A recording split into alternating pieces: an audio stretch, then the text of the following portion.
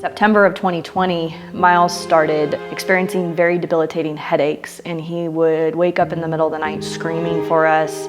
He would want to hold cold things over his head, and it was just very uncharacteristic of him to complain about anything.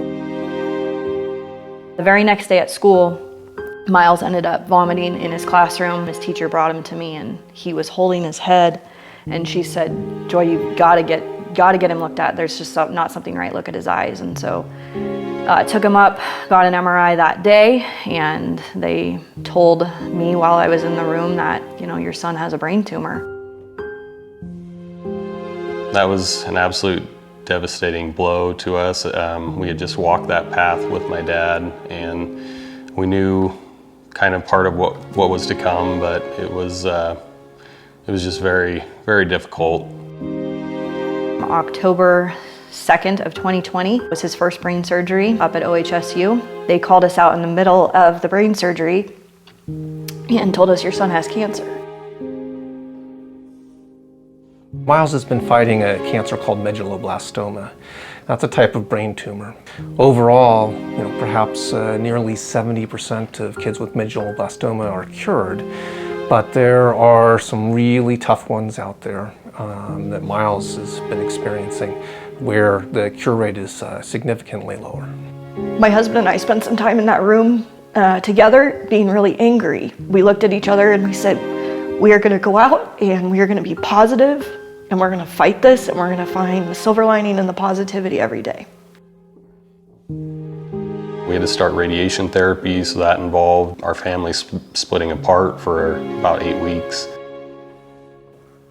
It was kind of hard because pretty much the only interaction we had with them was like FaceTime, and you're either in this tiny house or like in a tiny hotel room or the hospital, and it's not the most exciting thing to do. At first when you go through it, you're thinking, okay, it's, would it be 4 days out of the month that you'll be at the hospital? It's not that bad just to go to Portland, but what they don't tell you is, you should expect to be in the hospital the majority of the month. When your child is fighting cancer, automatically your brain goes to think that we're fighting to save Miles's life. The realization is that you're not just saving your child's life, but you are fighting for their spirit. So when we established his care at Asante, it was just completely life-changing. It made a difference for me because I can come home and see my family, and I can play with Charlie, my dog, and I can just spend more time at home. When he's close to home, it's nice because he can come home and we can hang out and we can try and make things fun. And when things are fun, you don't really worry about not so fun things.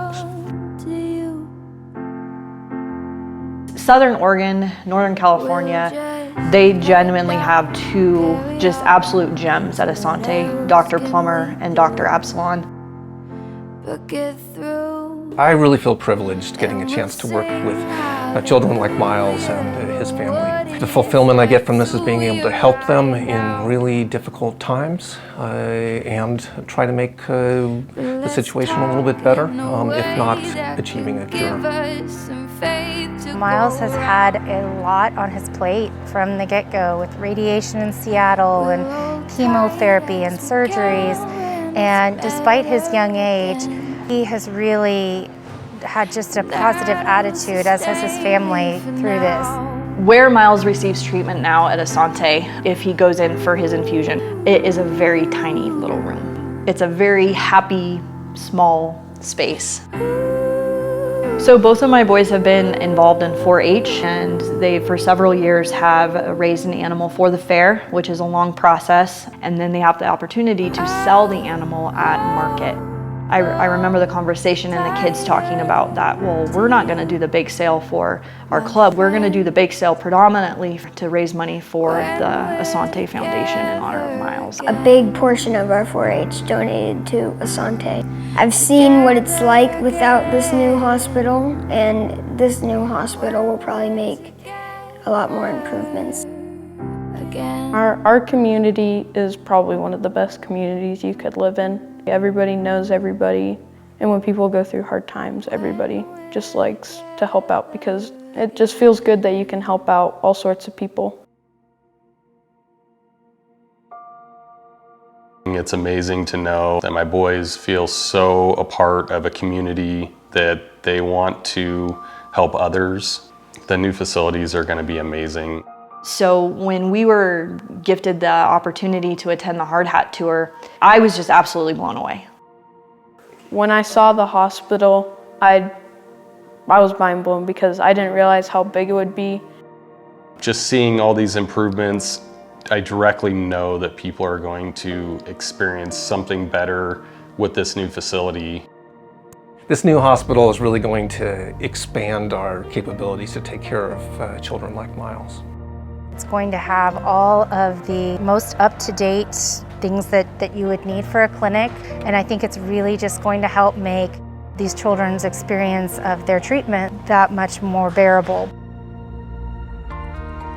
I hope that when folks learn and hear about, Miles and Carter and the other members of their Youth 4-H organization and them giving back of their hard-earned money. I mean, these kids work hard every day.